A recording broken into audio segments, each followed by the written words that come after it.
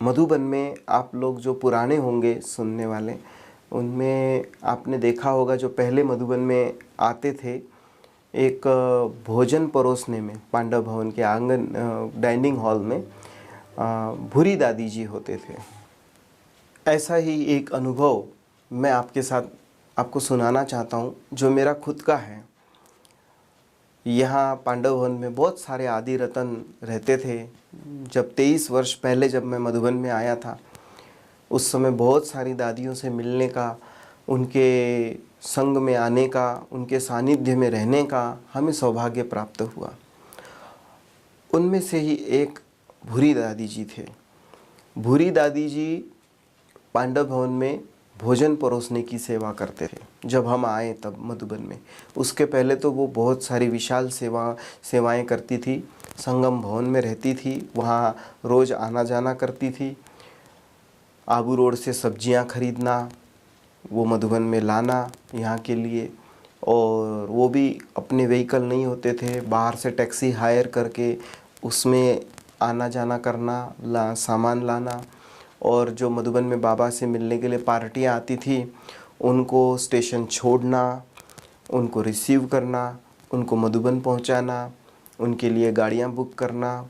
तो ये सारे काम भूरी दादी जी करते थे एक ज़माने में। परंतु उस समय हम यहाँ नहीं थे। जब हम यहाँ आए तो दादी जी डाइनिंग हॉल में अपनी सेवाएं देते थे। काफ़ी अच्छी हेल्थ थी दादी की। और ये जो मैं अनुभव सुना रहा हूँ, ये काफ़ी बाद का। शांतिवन बन गया था और शांतिवन में बाबा की पधरामणियाँ शुरू हो गई थी, उसको भी काफ़ी समय हो गया था। और दादी जी तो नीचे जाते नहीं थे शांतिवन, यहाँ ही अपने रूम में बैठ के बाबा से मिलन मनाते थे। और उनके रूम में टीवी लगाई थी, नई नई टीवी लगाई थी, और उस पर बाप दादा को दादी जी देखते थे। और जब बाप दादा के मिलन का दिन होता था, कई बार ऐसे मौका आता था कि मतलब मैं इतने सालों से मधुबन में हूँ, 23 वर्ष, कभी ऐसा नहीं हुआ कि मैं बाबा सारे ही टर्न 10 बार 12 बार बाबा आते थे और 10-12 बार हर बार मैं बाबा से मिल पाया हूँ, जबकि हमारी सेवा ही वहाँ होती थी। ऐसे कभी नहीं हुआ। मुझे पांडव भवन में भी जो हमारी जिम्मेवारी है, ओम शांति भवन, तो यहाँ एक पहरा देने के हिसाब से, यहाँ हाज़िर रहने के हिसाब से, सिक्योरिटी के हिसाब से हमको 2 या 3 टर्न अवश्य मिस करने पड़ते थे। और वो भी एक अनोखा अनुभव रहता था। तो ऐसे ही एक बार की बात है। अभी उस समय घर में फिर जैसे नीचे बाप दादा की पधरामणी हुई तो यहाँ मुश्किल से 25-30 लोग रहते थे पांडव भवन के अंदर। तो ज़्यादातर फिर बुज़ुर्ग होते थे। तो जो भी बुज़ुर्ग होते थे, तो जो यंग होते थे थोड़े, वो उनको लगता था कि भाई इनका ध्यान रखें, इनको पूछे। तो बाबा की मुरली चल रही थी और थोड़ी देर बाद मुझे ऐसा ख्याल आया कि भूरी दादी कमरे में अकेली होगी, क्यों ना एक चक्कर लगाऊं, देखूं दादी जी कैसी है, पूछ के आता हूं कुछ चाहिए नहीं चाहिए। तो मैं इसी भाव से, सहज भाव से गया और दादी जी बैठे थे। मैंने देखा दादी जी की खटिया ऐसे थी और सामने टीवी थी, और खटिया पे बीचों बीच दादी जी ऐसे बैठे हुए थे, थोड़ा ऐसे झुके हुए भी थे, और ऐसे करके टीवी देख रहे थे, बाबा की तरफ मुरली ध्यान से सुन रहे थे। तो सडनली मुझे जाते ही ऐसे लगा, मैंने कहा देखो लगभग 95 अप उनकी एज होगी, तो इतनी हमारी पुरानी बुज़ुर्ग दादी खटिया पर ऐसे बीचों बीच बिना बैक सपोर्ट के बैठी हुई है। उनके कमरे में और 5-6 खटिया हुआ करती थी, कोई सोफ़ा या चेयर उनके बैठने के लिए अलग से ऐसे नहीं होता था। जो भी आता था उनके अपने अपने बिस्तर पर ही बैठता था। बड़ा सिंपल सिस्टम होता था जहाँ वो रहते थे। तो मैं देखा दादी जी खटिया पे बैठे हुए हैं, तो मुझे लगा कि दादी जी का जो पिलो है और दादी जी की जो रजाई है, उसको अगर मैं एक साथ ऐसे सेट करके कमर के पीछे लगा दूं तो दादी जी को बैक सपोर्ट थोड़ा हो जाएगा और वो आराम से बाबा की मुरली सुन पाएगी, थोड़ा कंफर्ट हो जाएगा उनको।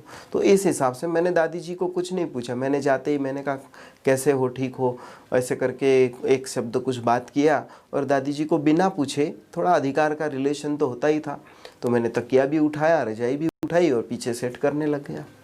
तो दादी जी थोड़ा सा चिड़चिड़ी होके मेरे तरफ देखने लग गई और मुझे कहती है तुम क्या करता है। मैंने कहा दादी आराम से बैठो, ये कमर के पीछे आपके मैंने थोड़ा तकिया और रजाई लगा दी है, तो थोड़ा कमर को आराम हो जाएगा आपके। तो जो दादी जी ने उस समय मुझे आंसर किया, जवाब दिया, जो बिना सपोर्ट के दादी बैठी थी उसका जो जवाब दादी जी ने मुझे दिया, इस तरह से कि ये तो मैं भी कर सकती थी पर मैंने क्यों नहीं किया, इस तरह से दादी जी मुझे रिएक्ट करके जवाब देने लग गई। थोड़ा उनका तो कैसे हक का रिलेशन था ना, तो कोई ऑफिशियल फॉर्मेलिटी वाली कोई बात तो होती नहीं थी। थोड़ा फ्रस्ट्रेशन में चिड़चिड़ा होकर दादी जी मुझे कहने लग गई, कहती है अरे सामने बाबा बैठे हुए हैं, मुझे लाज नहीं आएगी जो मैं पीठ टिका के बैठूंगी।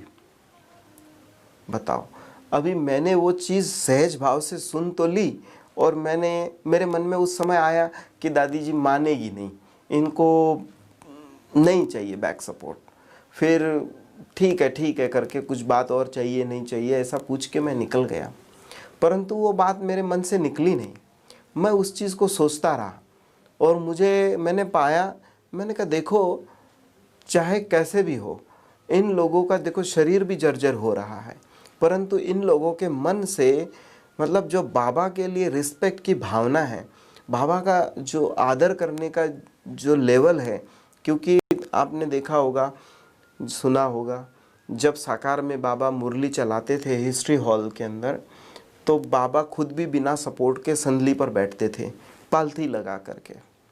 और सामने सभा में जितने भी बाबा के बच्चे होते थे, उस समय तो हॉल में कोई कुर्सी भी नहीं होती थी, कोई सोफ़ा तो होता ही नहीं था, सब लोग बाबा के सामने पट में ही बैठते थे, सभी टोटल, यंग हो बुज़ुर्ग हो, उस समय का सिस्टम ही वो था। इवन बाबा के कमरे में भी गद्दी ऐसे रखी थी जो पट पर, उस समय तो चलो फिर भी एक लोड रखा था जो बाबा यूज़ करते थे, बाकी क्लास में तो बाबा पूरे अलर्ट पालथी लगा के बैठते थे और दादियाँ भी वहाँ। मतलब ये एक बाबा के लिए रिस्पेक्ट का प्रतीक कि जब बाबा सामने हो तो हम कहीं एकदम आरामदायक जैसे फैल के या पीठ टिका के बैठे हो, तो ये भी एक बाबा का जैसे अनादर हो, डिसरिस्पेक्ट माना जाए।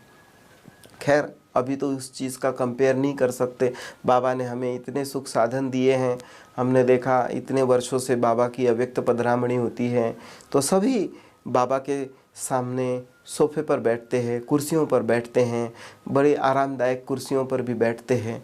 तो परंतु एक अंदर के मन की भावना, बाबा के प्रति रिस्पेक्ट की पराकाष्ठा हम यहाँ सीख सकते हैं। मुझे वो चीज़ कभी नहीं भूलती है कि बाबा का रिस्पेक्ट किस पराकाष्ठा में हमारे मन में बाबा का रिस्पेक्ट होना चाहिए। आदर, बाबा के लिए रिस्पेक्ट के पैमाना क्या होना चाहिए या कितना ऊंचा रिस्पेक्ट हमारे मन में बाबा के लिए होना चाहिए, ये बाबा ने कई बार अलग अलग घटनाओं के द्वारा भी बाबा ने बताया है, बच्चों तक ये चीज़ पहुंचाई है। मैं आपको बताऊं, एक ऐसा ही छोटा सा